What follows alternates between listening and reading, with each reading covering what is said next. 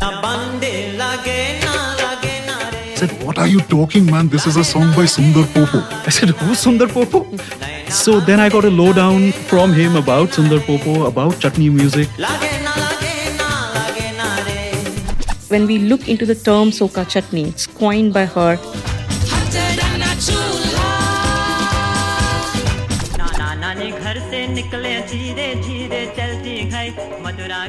You also mentioned the word Girmit or Girmitiya, which I believe is comes from agreement.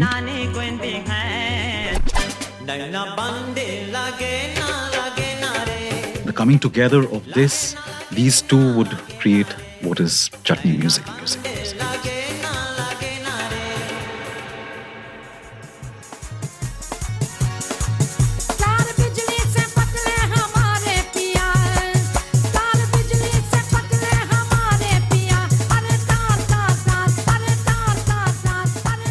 Hi, if you're like me and if you've ever heard this song that we just played for you, then you might have thought, what is this I'm hearing? This is just a crazy mix of instruments, the kind of energy that I haven't seen before. At least that's what happened to me when I heard this song from the movie Gangs of Wasseypur, which I later found out is a whole genre, and of course that was my ignorance, a long genre of music called Chutney music from the Caribbean. And today we are going to talk about this music, everything about where it comes from, who sings it, what does it mean, how is it made, all of these things. And I, of course, know nothing about any of this. So I have two people here to tell us about it. I have Professor Sharmadip Basu, who goes by Toy, here with me, who is a professor of social science here at Azim Premji University, and Professor Kalyani K, who is also in the social science group. Both of them are scholars of popular culture, of music. Kalyani has a lot of experience going all over India, working on anti-caste popular culture, music, and has written extensively about it. Toy, you might have heard in our other episodes talking about the harmonium and many other things too on Radio Azim Premji University. So welcome to this show on Chutney music. Welcome Toy, welcome Kalyani. Hi. Thank you. Hi.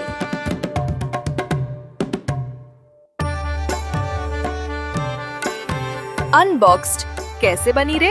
Kaise bani? The story of Chutney music with Amit Basole, Sharmadip Basu and Kalyani K. Let me maybe start. Toy is sort of bursting to tell us a story from his childhood. Yeah. So that's always a good place to start. Go for it. So if for you it was Electric Pia which brought Chutney music to your consciousness and horizons. You're going to rub it in that I came very late to it. Quite late to it, At least almost 30 years I late. knew, For me, it was quite a dramatic encounter. So the year is again 1982. My father is posted in Malda. And behind our house, there's this half-finished cinema theatre which doesn't have its walls.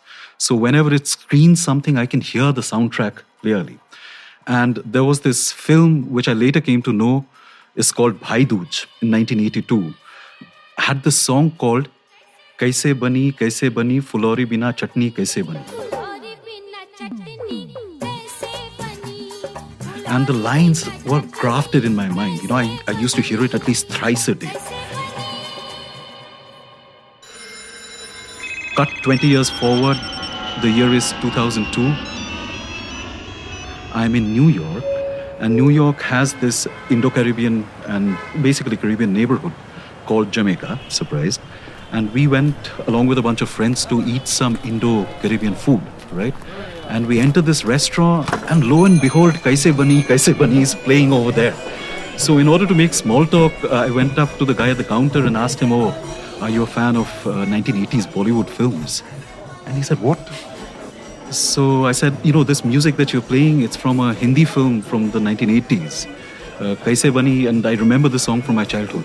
I said, what are you talking, man? This is a song by Sundar Popo. I said, who's Sundar Popo? No, this is a Hindi film song, Who's Sundar Popo? So then I got a lowdown from him about Sundar Popo, about Chutney music, and I figured that there was a reason why I could figure out only 4 lines of that song. Kaise Bani, Phulouri Bina Chutney Kaise Bani, and not the verses.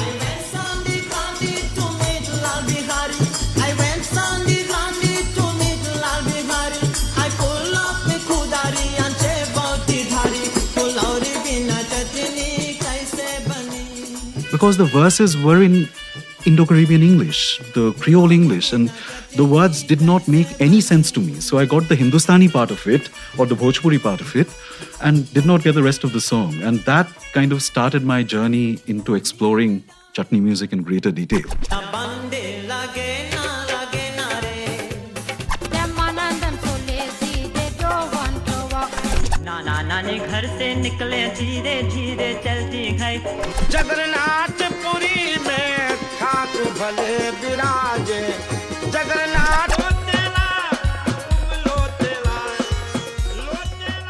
And, again, this is a great example of the circuits of influence, transoceanic influence of different forms and expressions of Indian culture that happened through migration, which fed back into Bombay cinema, and Bombay cinema influenced that music. And so, it's been a large geography of transoceanic influence in musical cultures. Well, so let's maybe unpack it a bit slowly, because I think you said too many things over there. For a lot of people, Caribbean, of course, we know that there's an Indian diaspora there. And of course, cricket fans would have followed West Indian teams for a long time and seen players with Indian names and so forth. That was the childhood sort of consciousness of this diaspora, right? But there's a long story here, going back 200 or more years into the 19th century. So maybe Kalyani, tell us a little bit about where does this story start of these people who are now making this music, many years later. So when we look into the mass migration that happened within the global paradigm, indentureship becomes an important moment, and it becomes important to talk about it. So maybe I can also just mention for the listeners that what we are talking about here is when transatlantic slavery, the slave trade is abolished, and slavery also abolished officially in the British Empire, which happens in the early 1800s. 1835 is 1835 is when the trade is abolished first, and then the slavery, or some other way around, or something like that. So once that is done, there is problem of labor in the plantations. Yeah, exactly. In all of these places that we are talking about. So maybe, Jamaica and Trinidad, Suriname, Fiji, many of these places that the people are then being deported to or transported to, right? So indentured labor is a solution to that labor crisis that emerges after slavery is done. Now, the history of indentureship goes back to coolies being deported to distinct lands that were largely doing the plantation agriculture. Now, when it came to the Indian communities, there were specific caste communities like the Dhanagars, who were the hill tribes, the Kurmis, the Lohars, etc., who actually migrated to these distinct land. And there's very interesting work by Hugh Tinker and others who have talked about this question of peasants actually moving to these distinct plantation spaces. Hugh Tinker wrote a book called The New Form of Slavery. And this book was particularly interesting because it mentions slavery as a new. There is something newness to it. So firstly, of course, I think he is adding this epithet new because he wants to argue that how the existing form of slavery got revamped within the plantation agricultural system. And Brijlal, in one of his very interesting works, Chalo Jahaji, he's actually talking about the indentureship in terms of Girmitiyas. And he is very interestingly capturing the emotional and physical journey of indentured laborers, particularly the Indian indentured laborers who were migrating to lands of Fiji in 19th and 20th century. Very interestingly, he's trying to understand the experiences, the hardships, the hopes of the laborer who were moving to these lands. You also mentioned the word girmit or girmitiya, which I believe comes from agreement. Yes. Which is the agreement refers to the indentured labor agreement that was made between the laborer and whoever was taking them. I mean, do we know how this recruitment worked or why it worked in this particular way? Right? They came from a few places. They came from the Awadh region, from the regions of Bihar.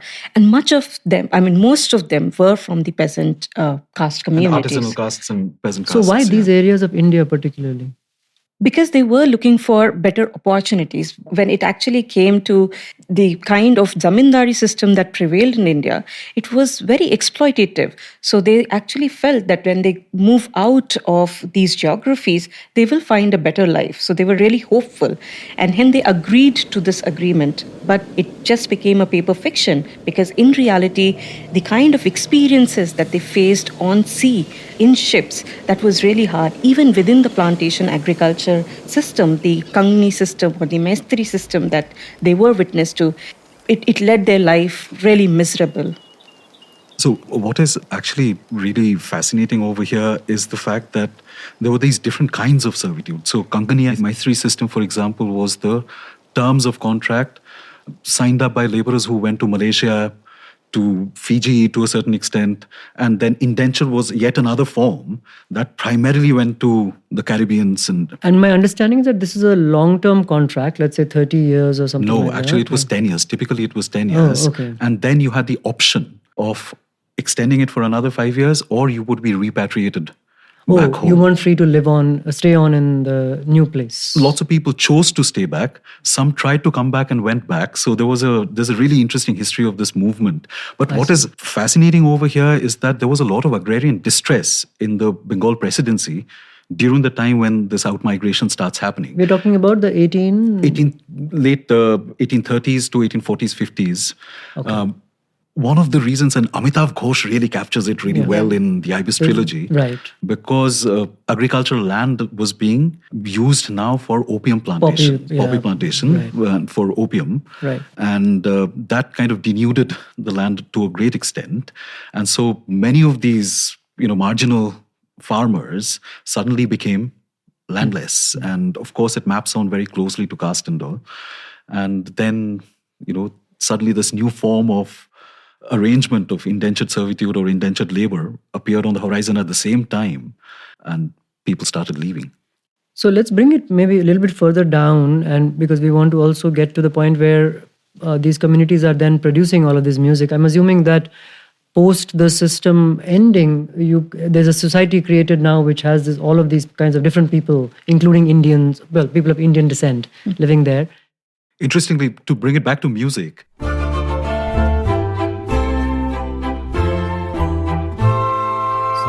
समुंदर पार कराई के एक नवा देश के सपना दिखाई के. There's a song produced by this Bihar-based production house called Champaran Talkies, and the song was, I think, supposed to be a part of a film which was called Girmitiyas Contraki. दूर sir नाम बताई के सात समुंदर पार कराई के.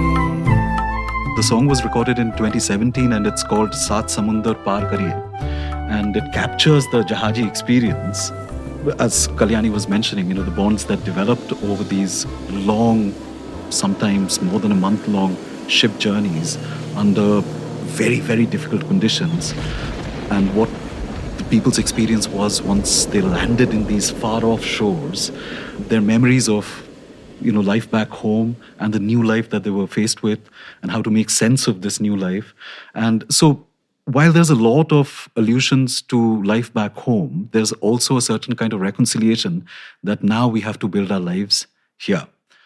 We are also trying to understand this really fascinating world of Chutney music. Who are these people? Why are they singing it the way they are singing it? What are they singing about? The performances. There's so much to talk about here. Why don't you get us from that point, where these people are leaving India, going there? What world do they find? And then how do they start making this music? So when we look into the Caribbean spaces, one of the forms of popular music that prevailed was calypso. I met girls in Georgia, I went California, I went to Kentucky, and I met them quite at Miami. Harlem Brown and ready shake around. See them how they jitter boogin. Harlem Brown and ready shake around. And they like plenty romancing. Harlem Brown and ready shake around. When these people have set up their homes in this new land, there's an imperative almost to preserve the cultures that they have traveled with, the places that they come from. The descendants of the African slaves are already there. They're already there, right? So that's who they are then integrating into but culture. Within the indentured labor communities, the song forms that most prevailed were from basically our Bihar, Bengal presidency areas. And These would be Bhojpuri folk songs. mostly Bhojpuri folk songs, forms like Sohar, Matkhor, Bidesya. What are these terms? So, Amit, Sohar is basically the song that is sung during the childbirth. And we have Rasika Dindial, who sings about and talks about Sohar in much of her songs. So her song, like for example, Dijamain, and it's picturized in this set where they set up basically a Bihari village. And the child has been born in presumably the natal home, and the Jamai will come for the first time to see the child.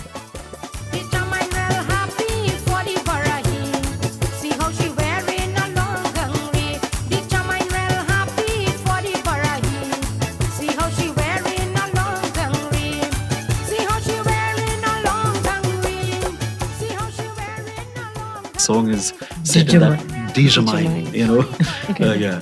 Yeah, and then there is Matkhor tradition, which is performed by women, where they dig up soil, and in the process of digging up that soil, they are singing.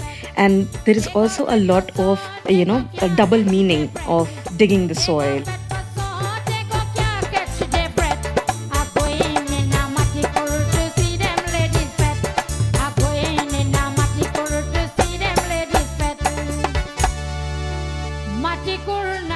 So Matkhor would be something like, what today we call Lady Sangeet.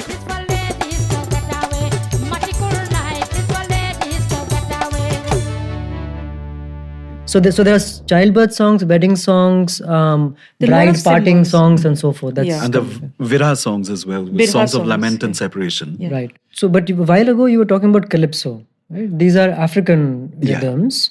So the Bhojpuri folk song world is meeting the world of African rhythms here for the first time in these places. And out of that is coming this fusion.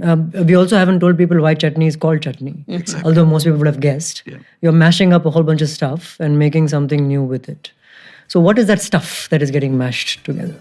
So what is being mashed together is precisely these folk forms that have traveled across the oceans, across the seas with the indentured laborers, and the Afro-Caribbean music that has developed in basically what we call the West Indies, like calypso. There are Latin influences as well that have been factored in, and the coming together of these two would create what is chutney music.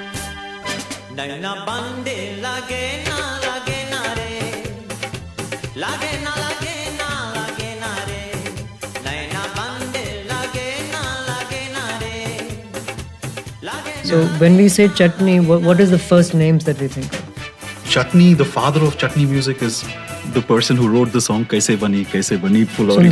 Sundar Popo is considered to be the father of chutney. This was 60s. So this is, he comes out with the song, I think, in 1970, but his first song, which really becomes the mainstream chutney hit or has a mainstream breakthrough, is called Nana and Nani. नाना नानी घर से निकले धीरे धीरे चलती गई मथुरा के दुकान में दोनों जाके बैठ गए नाना चले आगे आगे नानी क्वीन भी है नाना drinking white wine Nana drinking wine. And he kind of develops the signature pattern of composition for these songs, and I'm talking about the lyric composition, not necessarily the musical arrangement. You'll have the mukra in Hindustani or in Bhojpuri, and which is followed by the Indo-Caribbean Creole.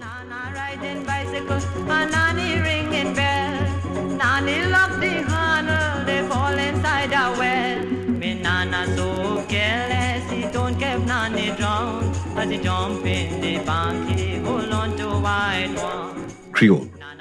Version of English that develops out of this confluence of African slave labor, indentured servants from different parts of the Indian subcontinent, and it's a very distinct form of speaking and writing English. So, if somebody reads A House for Mr. Biswas by V.S. Naipaul, one would gets a that sense of language the, be- yes, one gets a sense of the Indo-Caribbean English.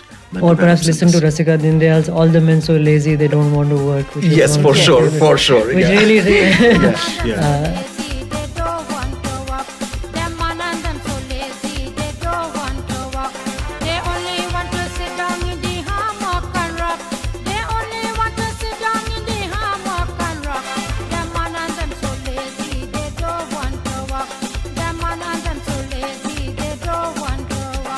that English is really a very interesting way. I mean, of course, unfamiliar to us, and so we really don't know what they're singing many times. Exactly, and that's the reason why I could not remember anything beyond the 4 lines of Sundar Popo's great hit.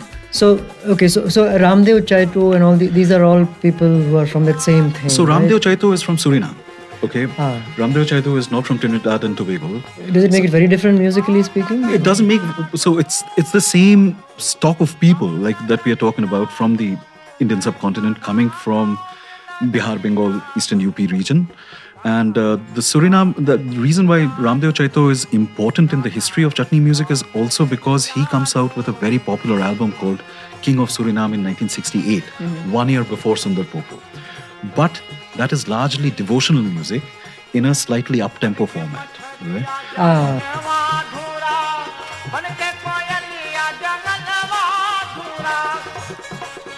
Chutney hasn't really happened yet. Now, Chutney happens with Sundar Popo because of the musical arrangement to which the lyrics are put to. And there you see, if you hear, for example, Nana and Nani, it opens with a guitar line.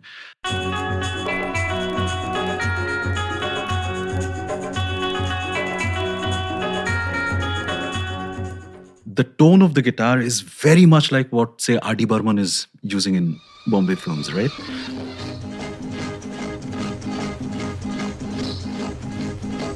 But so you have the electric guitar, you have the bass, and you have a much more faster tempo of expressing these songs, right? You're saying the tempo is really fast. Yeah, it's usually between 120 to 130 beats per minute typically, and it has to be danceable. Chutney music cannot be just, you can't sit to, you have to shake your hips, right? And that is the social function of the music as well.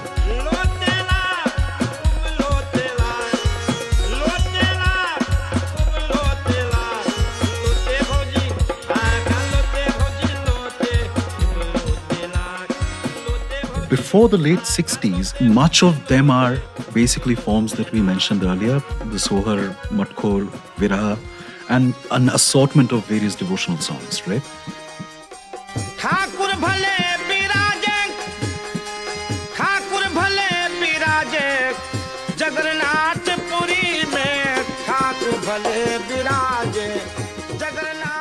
They are not too different from what you hear in the mother country, as it were, right? Except that they incorporate the experience of migration and life in the diasporic geographies. There's a change that happens once Sundar Popo kind of makes it mainstream. But in the previous years, one major role is played by actually Radio Trinidad, which has a India Hour, East India Hour, I think it was called, where all these devotional and other folk forms were played. And, it's an important moment of mass mediation of diasporic music in the Caribbean diaspora, Indo-Caribbean diaspora. And that kind of develops further, it gives a broader audience to it.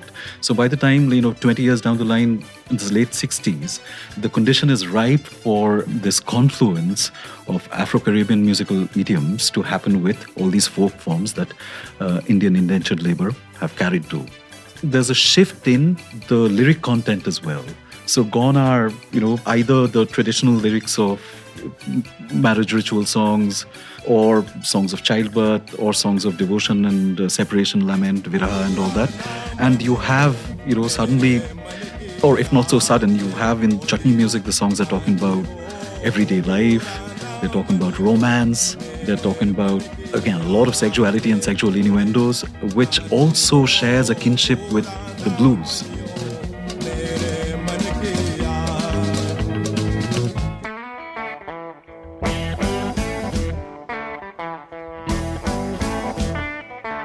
Where you find similar kind of tropes used. Does blues influence this music in terms of chords or any other kind of? Blues, though it develops out of the slave experience in mainland America, not so much in the Caribbean, there's a difference over there.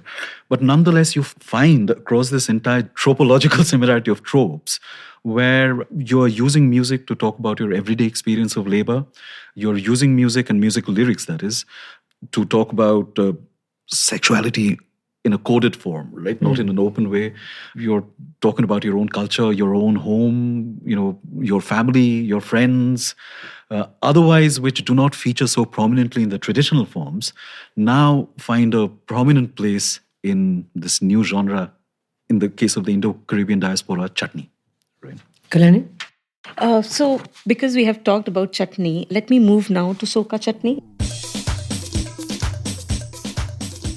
I think with Soca chutney, the kind of confluence of music and musical patterns that we witness is huge. I want to talk about this very popular Soca chutney musician, Drupatee Ramgoonai. And in fact, when we look into the term Soca chutney, it's coined by her That's towards 1980s. Drupatee Ramgoonai is actually foregrounding some of these carnival spirits through her music. And how she does so is by rethinking the gender identity. So as Troy was also mentioning, that these music are very vibrant. It has to be about high rhythms. It has to be about bodily movement. Now, when you look into the conventional, traditional practices, cultural practices like matkhor or sohra or other such practices, they typically happen within the private sphere of women's belonging. So they will talk among themselves, they will whisper the songs to each other. But when you see these Soca chutney kind of a genre actually emerging, there's a certain kind of a visibilization of women. They almost get a space, a carnival space, to talk about what they want, to talk about their desire, to talk about their sexuality, to talk about how they want to express themselves.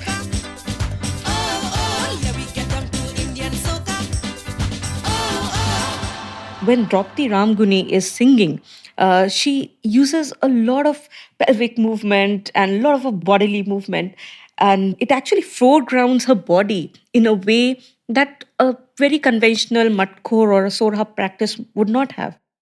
The second thing I want to talk about is how, with the emergence of Soca chutney tradition, there's a certain kind of sisterhood or a allyship that is emerging in spaces of Trinidad and Tobago. So there is this song, Roll Up de Tassa, which Drupatee Ramgoonai is actually singing along with Alicia.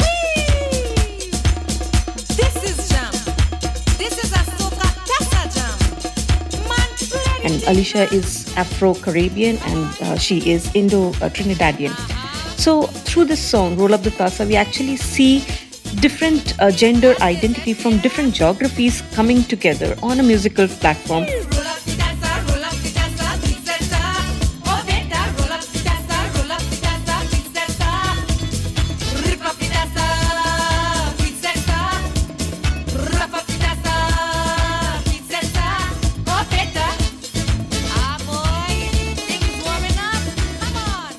In one of the songs, Hotter Than Chulha, so she's actually talking in terms of a lot of images that she's borrowing from kitchen. So, you know, the chutney, the chulha, the sizzling food, pepper, and things like that.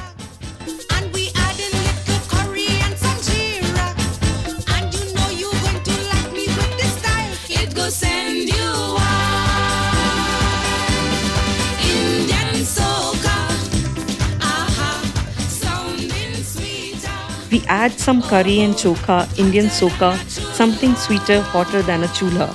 So, you know, there is a lot of imageries used from kitchen.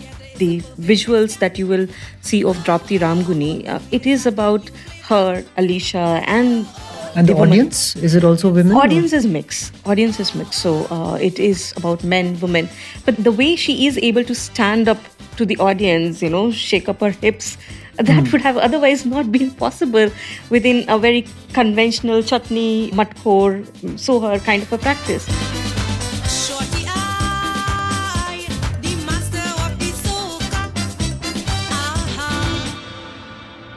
Either of you, I want you to pick a song and really get into it. So this is a relatively new one. I think it's around 10 years old, this song, by one of my favorite Soca chutney musicians, Raymond Ramnarayan.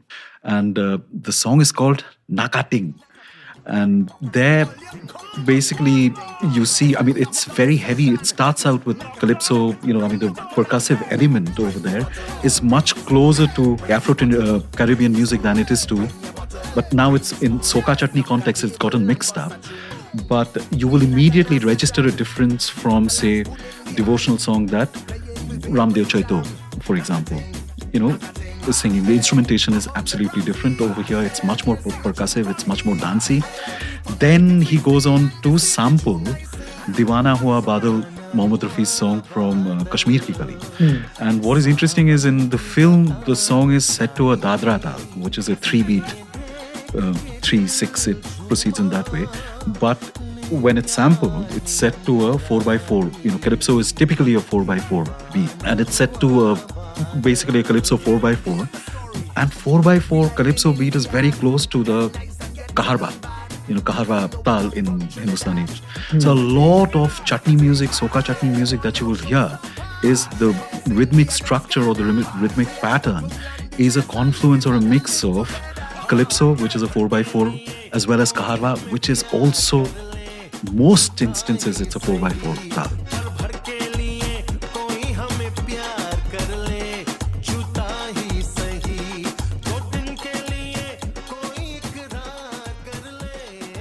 Again, like I said, the Soca chutney's distinctive feature is that the percussive rhythmic framing of all of these songs is much more influenced by Afro-Caribbean beats, so to speak.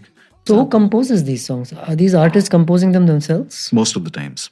And who's writing them? Themselves, most of the times. Interesting. So if we think of Drupatee Ramgoonai, for example, Yeah. she would be writing the lyrics, maybe together with Alisha in this instance, but generally writing, with composing? Alisha actually comes later. The original song, which is the 1987 version, it's from her album called Chutney Soca, which is the first time this term is coming into being as a record. And the title of the song is actually Mr. Bisesar. And not Biswas, Mr. Bisesar. Bisesar, and the song is entreating Mr. Bisesar to pick up the tassa. So Mr. Bisesar is this man who's kind of, a little shy and reticent to express himself bodily. And the song is saying that, hey man, pick up the tassa and, So she would have written it, she would have composed it. Yeah. And,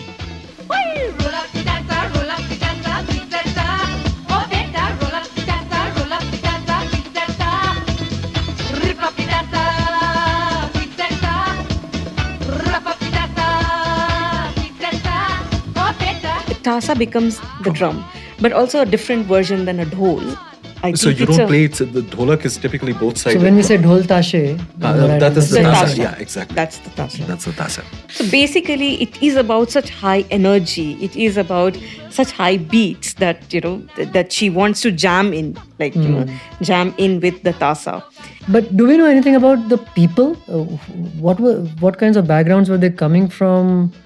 I did come across an interview of Drupatee where she did talk about the kind of struggles that she had to face when she was thinking about the Soca chutney. So it was not like it came out very simply. I mean, there were resistance to it and there were questions raised to it, eyebrows raised to it.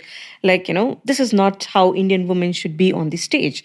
But I think after 1990s, there is so much of production around the Soca chutney music. There is so much of Drupatee Ramgoonai's songs that have floated that I think these debates can actually take side. And it Is can she one be of the about- early ones? She is one of the... With Rasika Dindial, I mean, in terms of breakout stars. And right? women particularly. Women, yeah. Because the early generation The appears to be chutney having is men. largely dominated by men, but then you have women, but these are the breakout stars.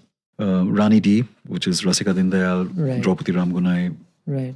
I don't know for whatever reason, maybe one can dig deeper and find out, but reggae its rhythmic structure did not influence chutney music as much as, say, Calypso did. And you speeded up Calypso and, like I said, the Calypso fits very well with the Kaharwa. It's kitschy, right?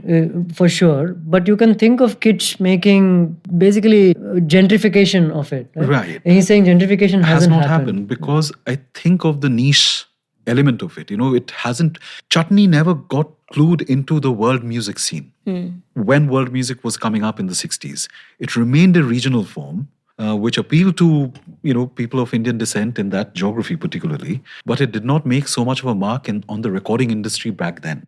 So the mainstream recording industry or the mainstream labels never really picked up chutney and circulated it in a manner, say that when Shakti is happening with Zakir Hussain and John McLaughlin, and they can win Grammys and be feted the world over, the chutney musicians never really found that bigger listenership and the attention of the recording companies at the moment when world music, fusion music is taking shape. In that sense, it was more regional, more sectoral, and very, very closely tied to the identity of the Indo-Caribbean historical experience. For example, I mean, there are rereadings of Chutney music today. And I was reading this blog post by a person who was saying that, Nana and Nani, which is again the first breakout song of Chutney music, the early reading of that song, the lyrics of it is that, this guy who's Nana and Nani basically have gone to town to drink, and they've gotten drunk and he has to bring them back home. And it was seen as this humorous take on, and kind of free social attitudes of the Indian community in the Caribbeans and all that. But this blog post, the blogger has been saying that actually we've only misread the song. This is actually a social critique of alcoholism within Indo-Caribbean community, and it is not something to be celebrated. It's actually a commentary on the dark side of life rather than something that is to be danced to or to be celebrated. Well, I may be speaking completely out of ignorance, but I do feel this is something interesting that, one look at any number of things, blues, hip hop, whatever, right? Many of these kinds of forms have come out of working class experiences and so on, and then become something much different than that. See, one can give This hasn't done that. One can give a political economic explanation to that. I mean, most of these forms that we're talking about, including jazz, which have found a much larger listenership outside of the community context of its origins, have emerged out of the US, right? And the US's centrality in the recording industry and the kind of capital that it worked with was never available to... But, the counterpoint is something like Nusrat. There is Qawwali has managed this kind of, again, some mainstreaming. Because it is supposed to be from the land of its origin. If you look at Indo-Caribbean experience, you'll have... it's caught between two stools. So it's not... And it's also relatively new that way. It hasn't even made a big impression in India, right? It's not like it's a big phenomenon here. No, so only songs like Electric Pia, Kaise, Bani, once in a while. So it hasn't even... It's surprisingly little, actually, when you think about it. Yeah. Even when I think thought... the geography is something, or the topography in which this music are formed is important. And it is informed by the social histories of its formation. So if there is Soca Chutney, it is because there is a possibility of fusion between the Afro-Caribbeans and the Indo-Caribbeans. And no, but see, that is not, I mean, the same forms of music that have come out of the Caribbeans, like reggae, house, dubstep, have had a much, much greater... And Bollywood has always been very good at mashing up everything. That's their business. So, Toy, Kalyani, this has been a whirlwind tour through a lot of things. I want to leave the listeners, though, and viewers with some nice stuff to listen to. So, top picks from this world of music. Both of you, maybe a few songs each. Sure. Kalyani, you want to go ahead first? Okay, so for me, it will be Drupatee Ramgoonai, Hotter Than the Chulha.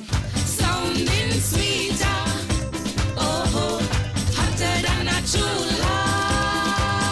Pepper Pepper.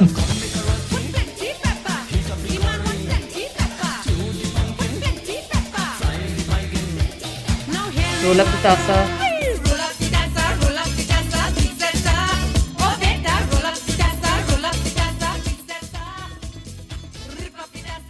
These all three songs are so much about high beats, vibes, and about women. So my first three picks are this. I would also pick up a song by Rasika Dindial, Teacher Mine.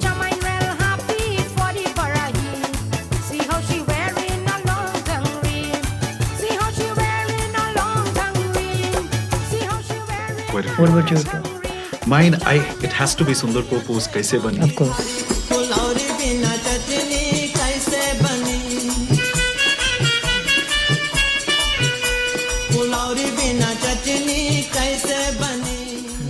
Nana and Nani because of its historical significance, because it's the first song, as I mentioned in our discussion as well,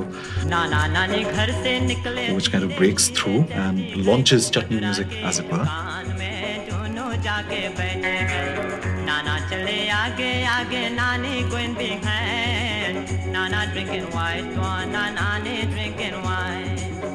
Then Rasika Dindial's Rani D's Matichur Nights.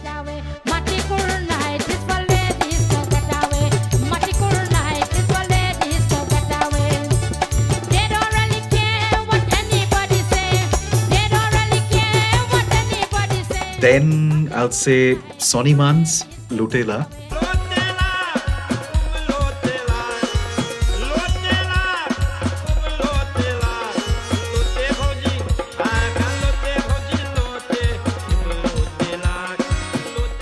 Please give it a listen. And my current favorite, who I've been following a lot, is Raymond Ramnarayan.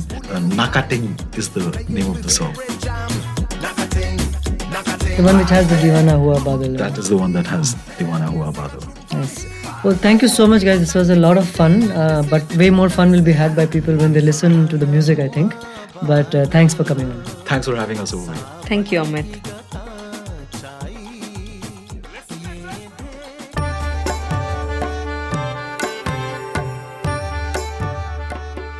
We are now on Instagram. Follow us at Radio Azim Premji University for show updates, behind the scenes, and much more exciting content.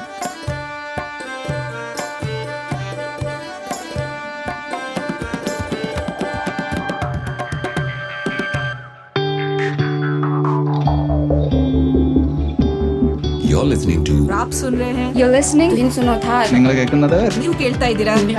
ರೇ ಕಥಾ ಸಂಗೀತ. Radio Azim Premji University.